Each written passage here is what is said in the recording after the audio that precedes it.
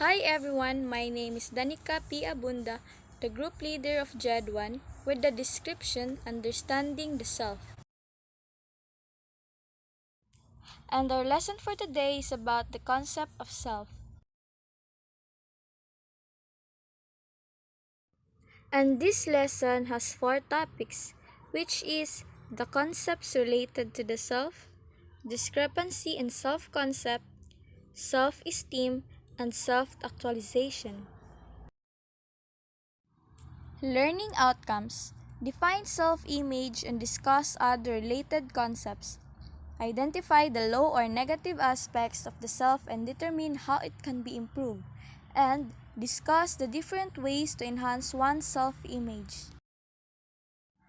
The lesson emphasized the importance of self-esteem, which is the kind and the amount of value and worth attributed to oneself.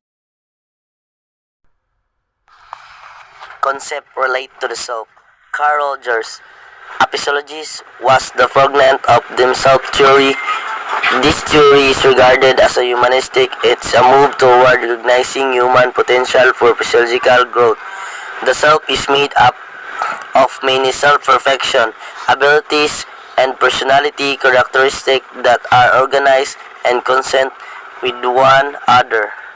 By Carl Rogers with their self-theory, as a human, do you have to discover your talent and potential? Sometimes we grow. We need to discover our new talent and new personality as a growing. Self-concept refers to how people see or describe themselves. This is according to Plotnik and Koyumdan in 2014. People with a positive self-concept tend to act, feel, and think constructively and optimistically. Positive or negative self-concept refers a dominant prevailing trend of positivism or negativism in the self. Hence, if a person is labeled as having a positive self-concept, it means that his or her prevailing behavior and general outlook of himself or herself are on the positive side. There are two kinds of selves, the real self and the ideal self. First is the real self. The real self is the image or picture of the self based on person's actual experiences and represent how he or she really or actually sees himself or herself. Real self also tells us who we actually are. It is how we think, how we feel, how we look, and how we act. Real self can also be seen by others, but because we have no way of truly knowing how others view us, the real self is our self-image. Next is the ideal self. The ideal self is the self based on one's hopes and wishes. It reflects how one likes to see himself or herself to be. The ideal self, on the other hand, is how we want to be. It is an idealized image that we have developed over time based on what we learned and experienced. The ideal self also includes of what our parents have taught us, what we admire in others, what our society promotes, and what we think is in our best interest. Discrepancy in self-concept. Roger 1953 states that there is usually a contradiction or discrepancy between the real self and the ideal self. Real self is how we think, how we feel, how to act, and who we actually are. Ideal self is how we want to be in life experiences. This difference may result in discomfort and personality problems, which can be resolved by paying more attention to one's actual experiences, working more at positive experiences, and paying less attention to expectation of others.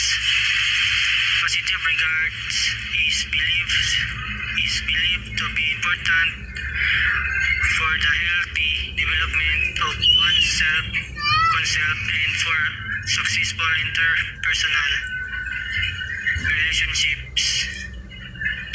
Liebert and Spiegler, 1994. Positive regard is respect from other people, need for love, affection, acceptance, and sympathy.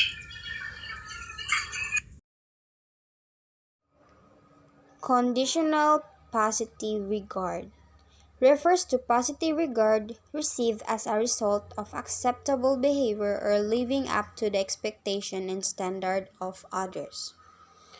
So, when we say conditional positive regard, it is an attitude of acceptance and esteem that others express toward an individual on a conditional basis.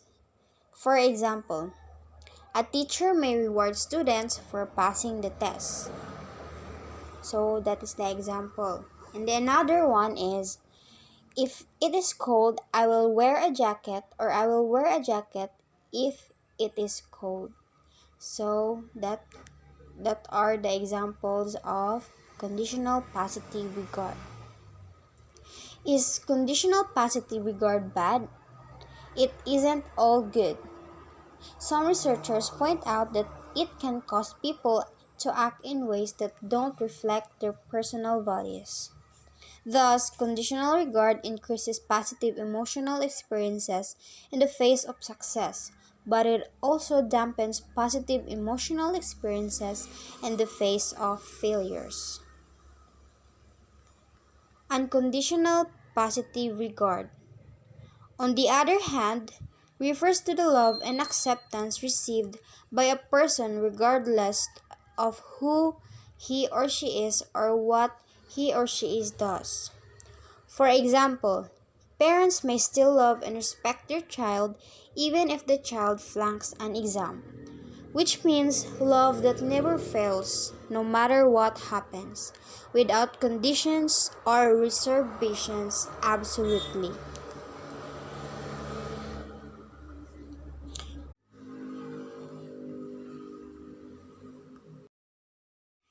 The development of self concept starts from the home. You will soon become parents. Thus, it is very important that you will provide your child with the environment and opportunities that will enable them to develop go self concepts. Mary Jane E. Insick reporting. Self-esteem is the level of importance attributed to oneself and one's abilities. In many ways, self-esteem relates to a person's attractiveness and social competencies. Ang self-esteem ay pagpapahalaga sa sarili. Sa maraming paraan, ang self-esteem ay nauugnay sa pagiging kaakit-akit ng tao at panlipunang kakayahan nito. Personal and social development refers to how a person's sense of self-identity, relationships with others, and skills necessary for social interactions evolve. Ang personal and social development, ito ay tumutukoy sa pakiramdam ng tao sa pagkilala niya sa sarili, relasyon niya sa ibang tao, mga kasanayang kailangan para sa panlipunang pakikipag-ugnayan. Personal or self-identity. Explain how people describe themselves in terms of values, goals, traits, and perceptions unique to them. It is closely related to self-esteem or how much people value themselves and their worth as a persons. For example, the way they respect themselves, or that's what they see in themselves that makes them proud. Like they inspire themselves to take care of their spirit and body. They have goals to be proud of. And what are they worth in the world why they live uselessly? Self-actualization is the complete realization of one's potential and the full development of one's abilities and appreciation for life. By accomplishing self-actualization, you are able to find meaning and purpose in your life, and you are able to see you truly live. Thank you.